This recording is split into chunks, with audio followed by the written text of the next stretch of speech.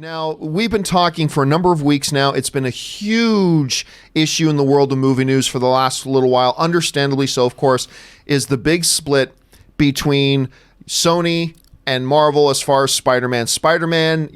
Disney has put up the, occupied sign and kind of shooed Spider-Man away. He's gone. He's out.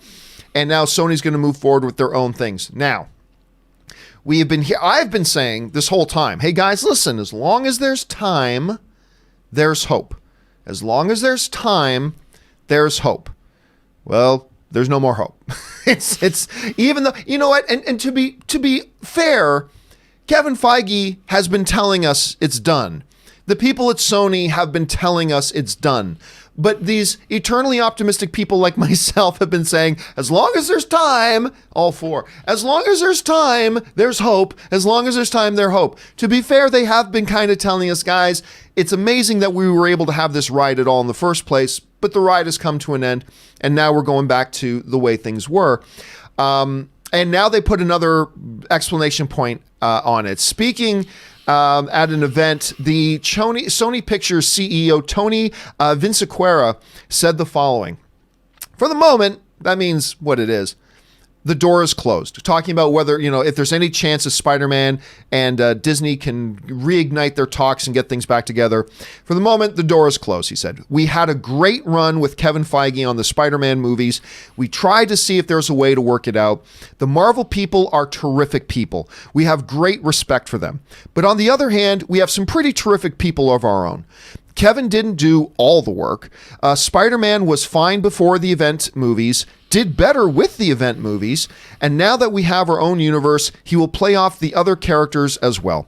I think we're pretty capable of doing what we have to do here. And those are the comments from Tony Vinciquerra. Now, listen, I've never been adverse to saying what people don't want to hear. Right? Because I mean, it's not my job. You guys wouldn't have any reason to watch me if all I did was say things that people want to hear. And I'm going to say what people don't want to hear right now. He's right. I mean, I know that's not what people want to hear. People want to hear that, no, there's nothing good can happen without Spider-Man in the MCU. And, oh, this is a calamity and nothing. I know it's not what people want to hear. But everything Tony just said is absolutely right. And by the way, I should say this too. I have been impressed. Everything else is a different issue. But on this issue, I have been impressed with the way Sony has really taken the high road in all the public communications. They have never, in any of their public statements, they have never said anything but glowing, amazing things about Disney, about Marvel, and about Kevin Feige specifically. They have never tried to throw Disney under the bus. They've always been, hey, these guys are awesome. You'd think in a breakup, they'd be pointing fingers and throwing each other under the bus. And Disney's been pretty good in this situation too. They haven't been bad at this either. But Sony's been, every chance they get, they heap praise on Kevin Feige and Marvel. And maybe behind the scenes, that's not really true. Maybe behind the scenes, it's a little bit disingenuous. But at least publicly, they're coming out saying, you know what? Those guys are awesome. And we have loved working with them, and it's been great. And I like the fact that he said that, hey, our Spider-Man films did well before our thing with Marvel, with the event films. And then he says, they did even better with the event films. So he's not sticking his head in the sand. I gotta tell you, as far as putting together a very well-crafted public statement for this, I think Tony's done a pretty damn good job. I think this is a great statement. And while it may not be what people want to hear, and I'll be honest, a little bit, it's not what I wanted to hear. But everything he said is true. He's right. Spider-Man was doing fine. I mean, yeah, The Amazing Spider-Man 2 is a big step down, but every single live-action Spider-Man film Sony's ever done has made over $700 million. Before that, the first Amazing Spider-Man film, high critic ratings in the high 70s, high audience ratings, I think like an A cinema score, 77% audience rating on it. Yeah, Spider-Man 1 and 2 are fantastic. Spider-Man Into the Spider-Verse, I think, is the best Spider-Man movie ever made, blah, blah, blah, blah, blah, blah, blah, and all that kind of stuff. One thing I do want to point out a little bit here on the side, though, is this. Some of you guys have been writing to me this morning after reading this story for yourselves saying, well, wait a minute, time out. We heard stories this week that Sony and Disney were going to sit down again this week and talk about this. And what I've been telling you guys this whole time is, guys, when you read stories, find out where the story comes from. I don't mean what website did you read the story about. In that website, who do they say they got the story that came from? And once again, it's a story that came from We Got This Covered. Guys, I've been telling you, I think actually We Got This Covered is a really good, fun site. They've got some great editorials, a lot of fun content on the site. I think they're a good site. I really do. But I have been saying now for a few weeks, guys, never send me a story when the originating source is We Got This Covered or Cosmic Book News. This is literally like the 5th or 6th one in the last 3 weeks that a story has been out there and it came from them and it turned out it wasn't true at all. So please never send me anything. Never send me an email and saying, John, did you hear about this story? Because I'm going to just write back and say, where did you hear it from? Oh, it comes from We Got This Covered. Well, then let's not talk about that. So this is just the latest incident and whatever. Again, I don't want to sound like I'm crapping on the site because I actually think they're a really good, entertaining site that y'all should read and check out. I just don't take any of the stories that come from there. Anyway, that being said, Rob, this is an ongoing drama going on. People still want to hold out hope. People like me still want to hold out hope.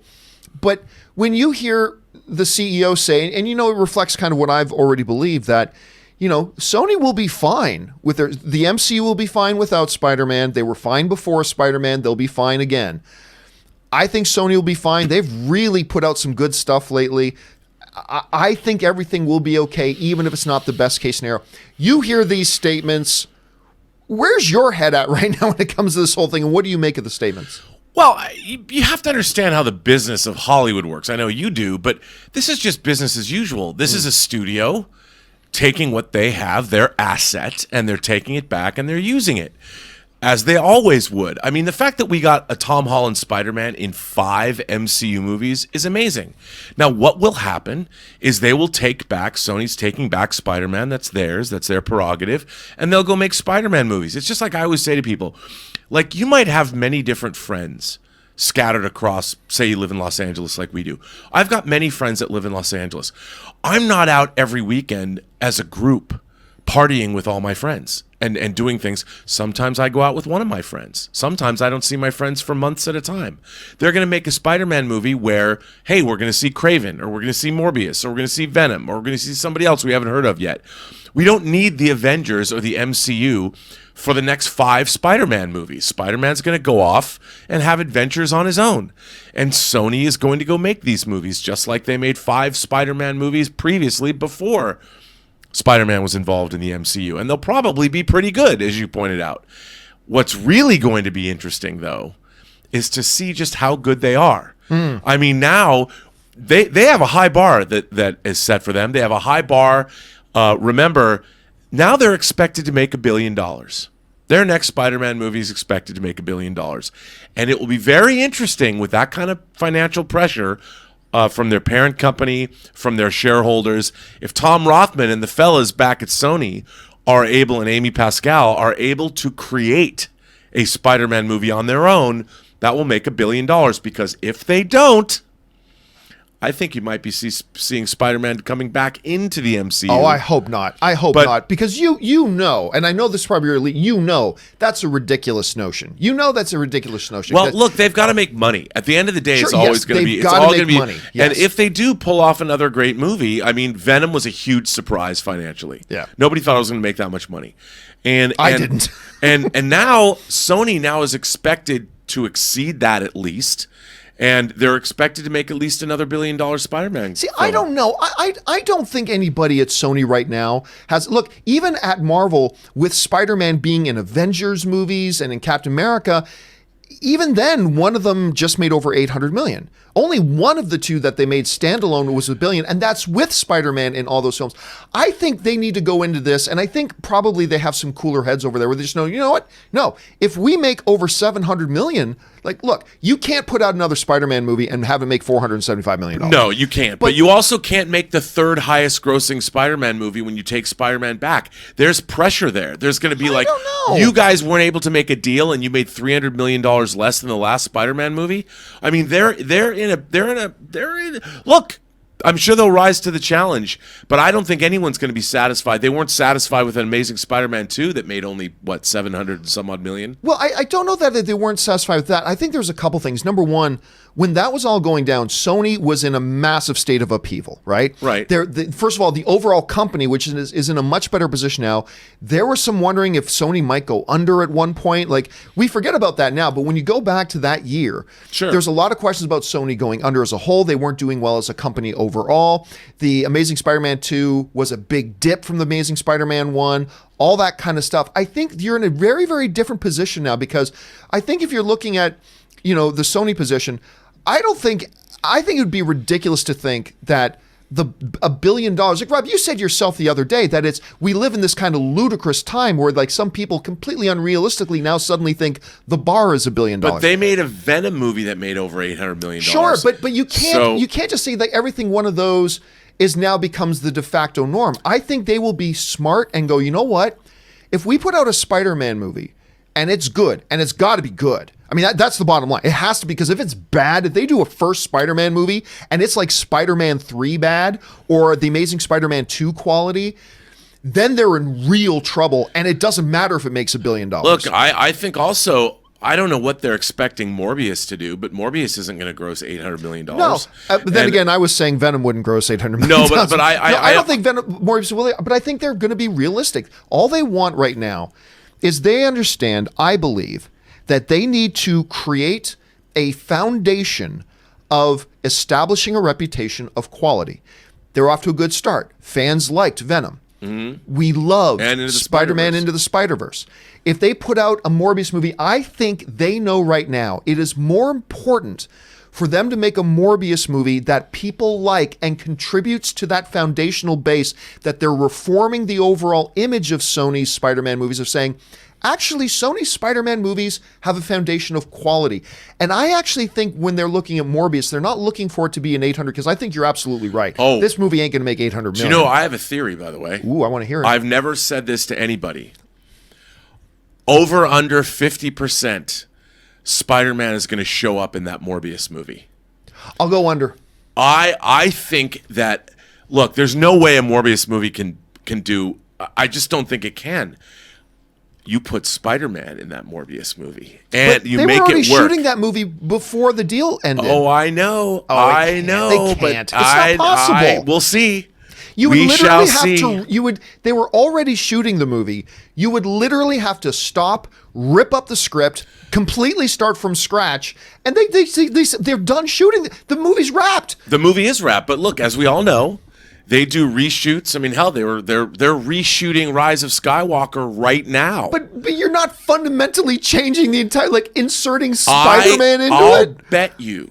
I'll bet you. You know why? You know why I'll take that bet? Now, look, by the way, that's notwithstanding cameo, a post-credit cameo. I'm not. I am not saying a post-credit cameo. You're actually saying a character. Okay, I will take that bet every day, because here's why.